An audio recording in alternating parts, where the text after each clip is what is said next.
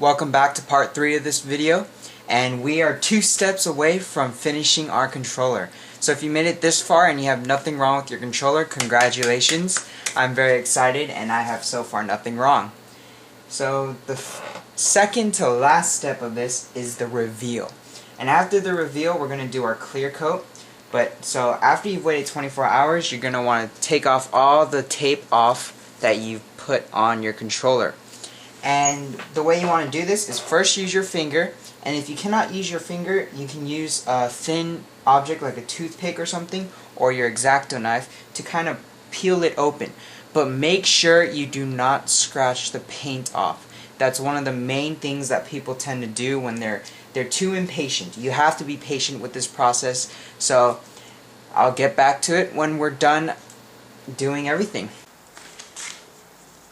We're down to our last and final step. I'm so excited. I took off all the mask and it looks very nice. So we're going to be using Krylon Fusion Clear Coat, and what this is going to do is put a cover on your controller and it'll make it shiny, gloss, and prone to any type of hard scratches. So I'm really excited. This is the final step, and I will show you guys the whole controller, put it back together, and show you guys when I'm done here. So let's start spray painting. Remember before any spray painting, always try out the spray paint first. Alright, so that's good. And we're going to do a wet coat. What that means is we cover the whole controller in one time, and you still don't want to make it run, because running is always bad for paint.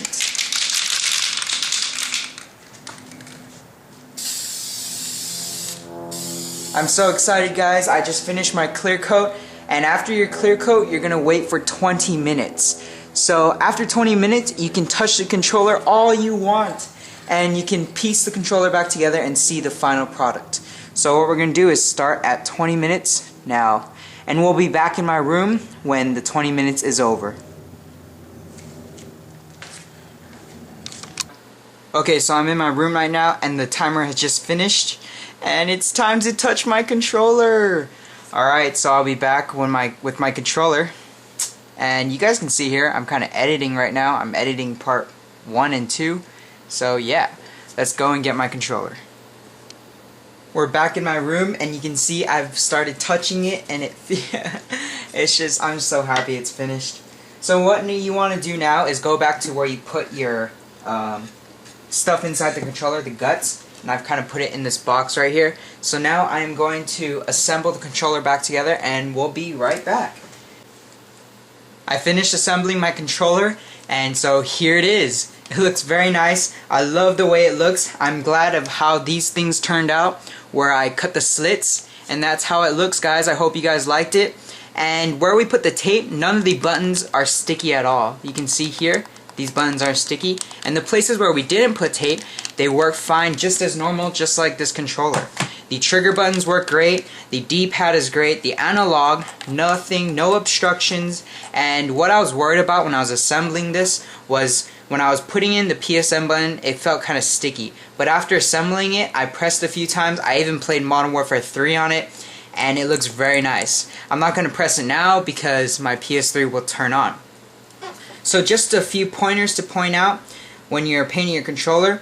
You are going to have a few spots where the paint overgoes where your tape was, and that's just something you cannot stop. So it just depends on how good your luck is and how much of time you spent actually pushing the tape in, making sure that it's on. And I had a little trouble painting. There was one point where I accidentally dropped the back piece, and you can see there the tape kind of smudged. I'm so sad. But after clear coating it, it's very shiny, and just a comparison video how shiny it is. But yeah, it turned out very nice. As my first controller, I see a lot of flaws in this, but my first controller, I love it, and hopefully the next time I do it, I'll be more experienced and do a better job of it. You can see I also have my serial number and stuff right there. I'm really cool that I kept that. I put tape over it, and so yeah, guys. Thank you guys for watching. I really love this right now, and there are a few cons to painting your controller, but what I'm gonna do is, since this is a whole series by itself, I'm going to have a video where I am going to tell you guys the pros and cons to painting your controller, and like the differences between the controller you buy and if you paint it, what is the difference, and see if you guys want to decide if you should paint your controller or not. So you guys can stay tuned for that video. I feel like I have to give my word out because it's one of the main things that you won't get when you're painting a controller is you won't get the same feel as it, but I see it as not bad of a problem. But that'll be in another video. Thank you guys for watching this Get This Here 101 with how to paint your PS3 or Xbox 360 controller. I hope you guys liked the video. Please like the video if you liked it or it helped you, it was entertaining, whatever. Please like it, it helps a lot. And as always, please subscribe for future content. I'll see you guys later. This is Get This Here 101. Peace out.